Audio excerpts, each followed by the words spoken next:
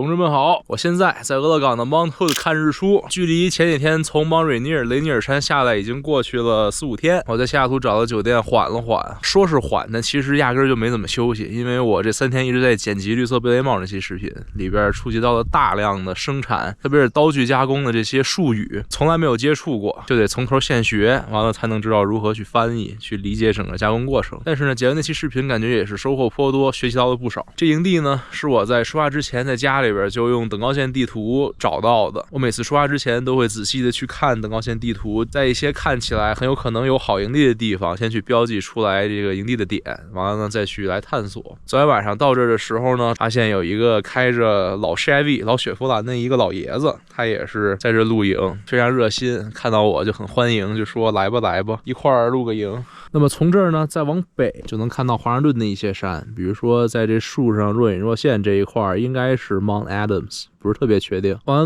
呢，这一坨雪山有可能是 Mount Rainier 雷尼尔山，左边这个呢我并不是特别确定，盲猜按照位置的话，它有可能是奥林匹克国家公园那边的山。讲真，具体的地理位置并不是特别确定，但是好看就够。每天的朝阳或者夕阳，阳光就特别的柔，特别的暖，照在这种白雪皑皑的山上，就觉得非常有味道。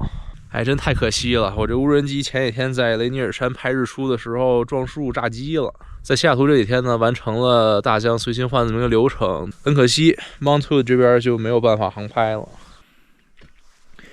把肉放在这儿晒太阳解冻。我们把这个萤火堆改的稍微大一些，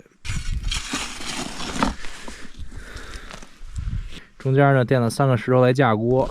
赶紧去收一些木柴，劈点柴，为今天晚上做饭做准备。刚才锯一半木头，这老爷子拿着电锯过来说你要不要帮助，所以他就很快的帮我锯了一些木头，包括这种特别大的木桩。像这么粗的木桩，如果要徒手锯的话，没1个小时根本锯不下来，还会费很多体力，流很多汗。感谢这老爷子，他正收拾营地准备回家。有这些柴，今天的做饭跟晚上快速的取暖是肯定够了，也不用锯更多了，毕竟就1个晚上。比如像这么粗的一块木头，跟我腰差不多粗，我都不用拿我的帽，完全用 hatchet， 只要足够的技巧，其实也可以分得开。劈柴其实最主要的是你劈得准，就比如说像这块木头，对于这 hatchet 来讲，可能有些人会觉得有些大，但是呢，其实你就顺着这条线劈，最终它一定会分开的。比如说这是第1下，劈的稍微有一些歪歪的1厘米左右。但是没有关系，在它的附近连上就行。第2下、第3下劈在这个位置，看它就已经分开了。第4下也可以，但其实不太需要。OK， 现在给大家来劈一个新的木桩，可以看到这块已经自然裂开了。这边都有裂痕，但是呢，可以看得出来最容易分割的其实顺着这条线分，这块已经有裂痕了，我们只要让这个裂痕连起来，不断的加深，它就会开。所以我们只要顺着这条线劈，用小手斧也可以劈开大柴。来吧，第1下，第2下。看，它已经快裂开了。这时候呢，你可以选择继续劈，或者呢拿一个锤子。我这儿不想再掏我的帽子，所以我就直接拿块石头往下砸。最终目的呢，就是不断的加深这个木头裂开的程度，就可以了，分开了。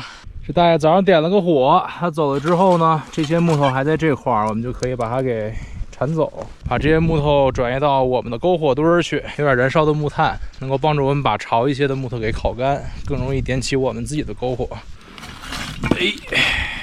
把它给铲过去。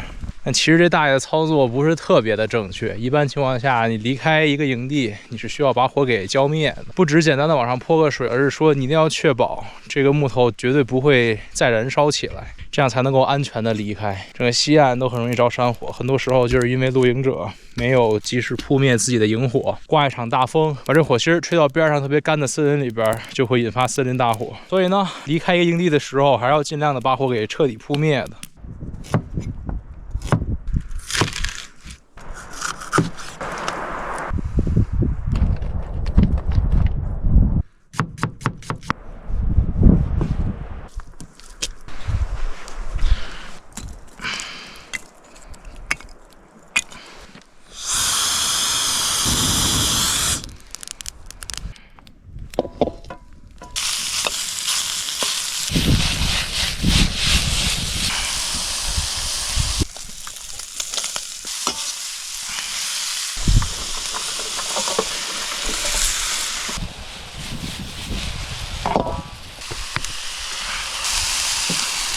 哎呀，家里边吧。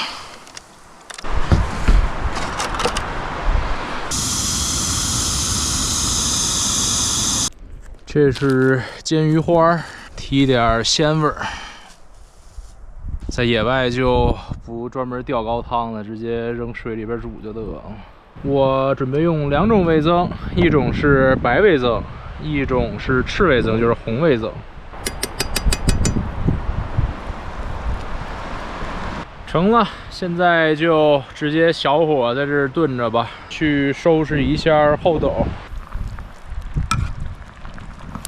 哇，这风突然大起来了，卷了不少草木灰。中医不是说草木灰是止咳的，还是怎么着？哎，就当吃中药。远处这个 Mount Hood 顶上也是有云层，而且感觉这云层越来越密了。炖差不多了，我们出国之前再把剩下这些菜叶子给煮熟。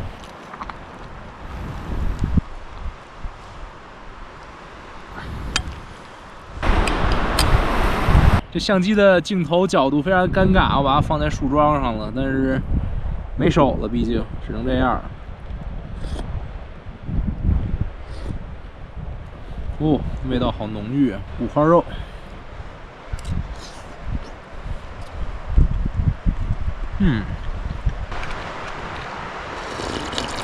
美美的来一碗热汤。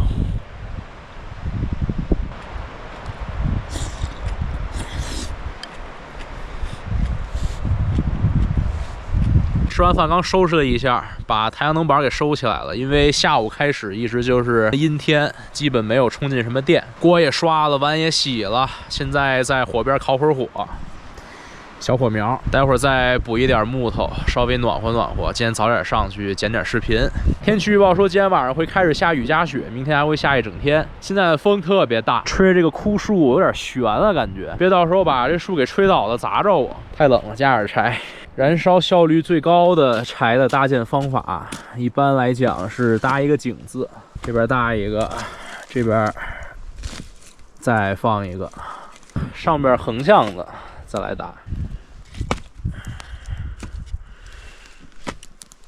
这样的话，这木头跟空气接触面可以进气的地方就很多，气流进的会比较多，燃烧的会更充分。同时呢，在这坐着热量也会更足一些。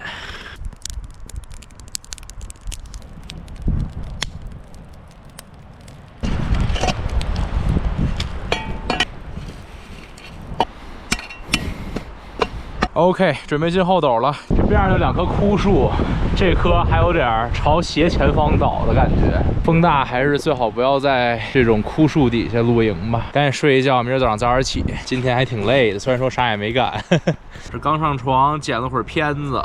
好家伙，这风太大了！它不是说像很多风吹一下它停一会儿，就是这风它是一直吹。这风其实对于这 camper 来讲没什么问题，因为当时在南加拍美墨边境的那一期的时候，的风其实比这大得多。但是让我担心的是，这营地边上有很多死树，如果要是这风把死树给吹断了，说砸着车，那这真的是不可承受的一个后果。那现在已经是12点半多了，想转移到一个更安全的地方，但是看了看地图，这附近好像也没有什么特别好的选择，收拾一下吧，往外开，看看下山会不会风小一些。